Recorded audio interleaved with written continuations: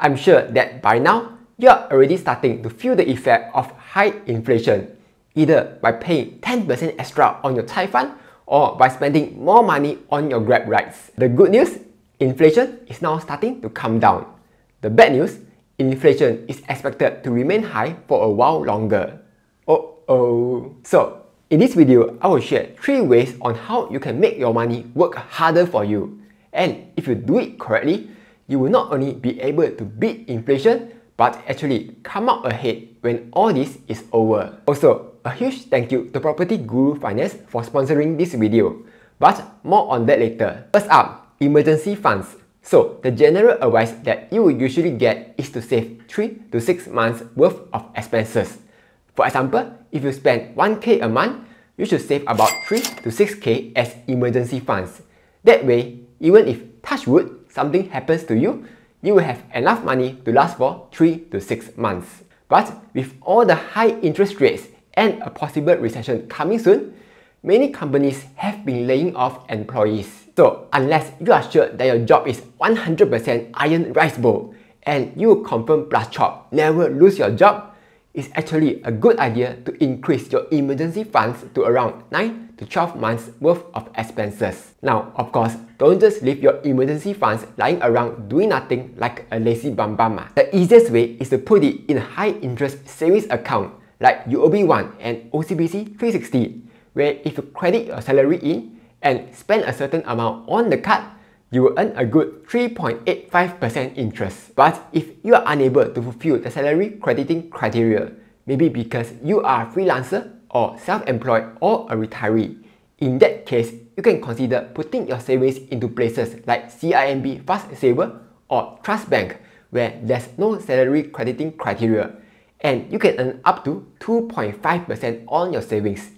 It ain't much, but it's better than earning 0% interest, yeah? Besides that, you can also consider parking your emergency funds into Singapore Savings Bond to earn an average 3% interest over the next 10 years. Then, you'll be like, 3% so low, I might as well park into banks to earn a higher interest instead.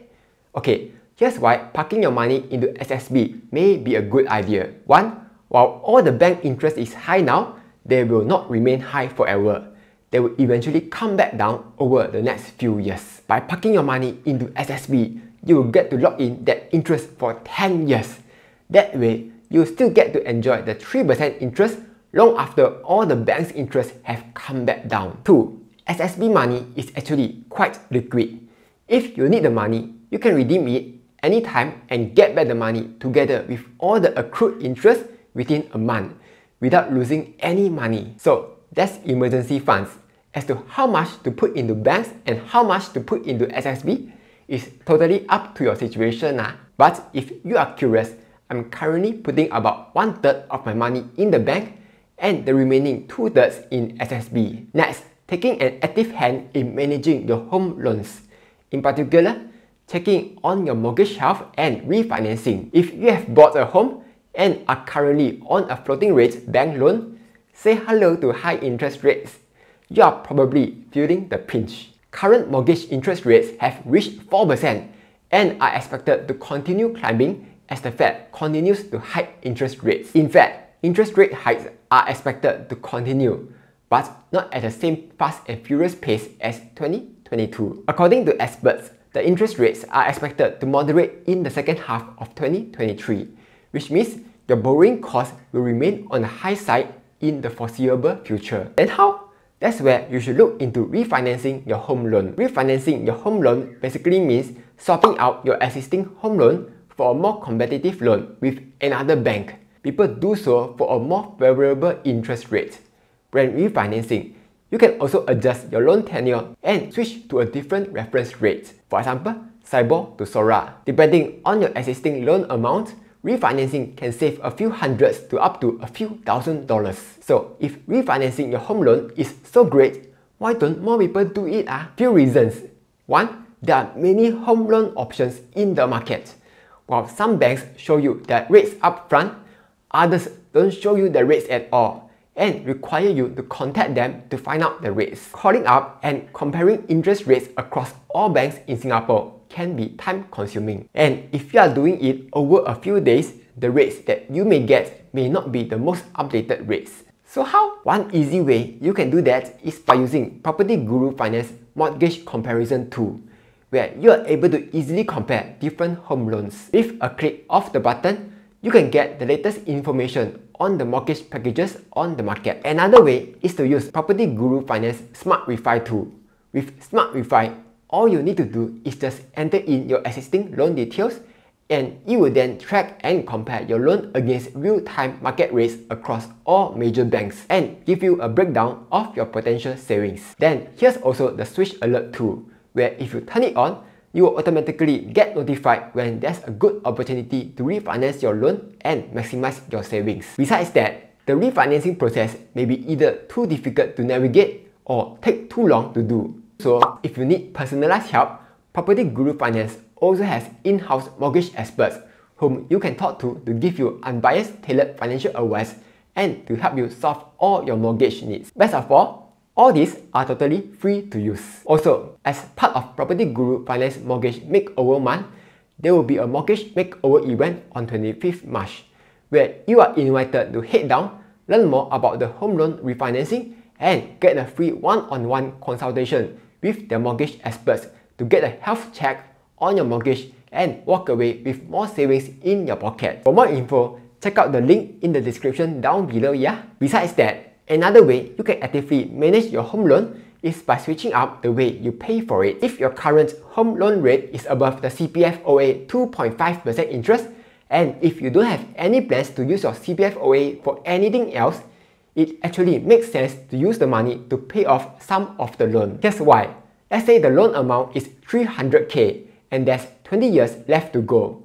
With a 4% interest, you will be paying a total of 136k interest. But if you go and pay down $50,000, the total interest that you have to pay goes down to 113k, thereby saving you about 20k worth of interest. So if you have some spare CPF OA money lying around, do consider paying down some of the loan. Okay, let's talk about investment next.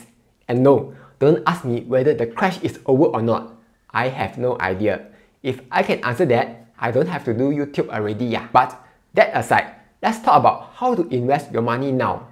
Right now, when you look at the whole uncertainties going on in the market versus a guaranteed 4% return from T-bills and fixed deposits, it's easy to be like, of course investing in T-bills and fixed deposits is better lah. But I will argue that it's actually a bad idea to do so. Here's why. When you invest your money into fixed income products, you will be locking up your money for a while. If you do that, there's a chance that you'll be missing out on the super green days. And that is super bad because while we don't know where the market will go in the short term, if we just zoom out, we can see that the market goes up over the long term because stonks. Check this out. By just staying fully invested from 1995 to 2022 or about 28 years, you will get an annual return of 7.7%. But by just missing the 5 best days, you will get a lower annual return of just 5.9%. Just imagine that. Miss 5 best days out of 28 years, you will end up a lot worse off. Miss 30 best days, you will just get a tiny 1.1% annual return.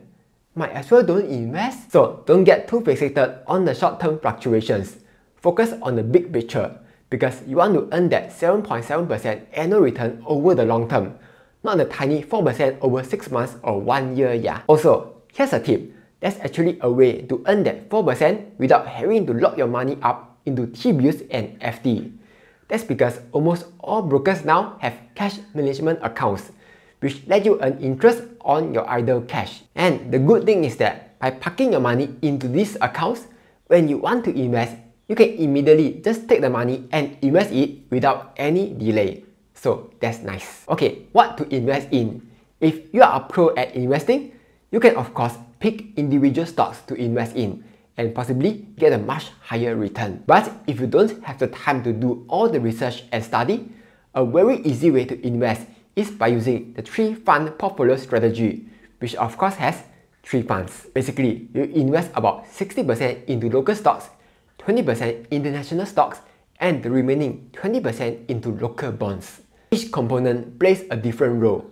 The local stocks will give you higher growth, International stocks will help you diversify your risk, and bonds will reduce volatility. An example of that is to invest 60% into CSPX, which is basically S&P 500, 20% into VWRA, which invests into stocks from all around the world, and 20% into bonds like SSB. Of course, this is just an example. You can adjust the portfolio to your liking, yeah? But just remember this, investing is a long-term game where you are going to invest for 20 to 30 years until you become old Apet and old Ama. So if you can stick to your strategy, consistently dollar cost averaging in over the long term, you will do well. Anyway, that's all for this video. Also, quick reminder, check out the links down below for more information on PropertyGuru Finance and how to save on your mortgage. Like, share and subscribe as I'll be posting new videos every Monday, Wednesday and Friday.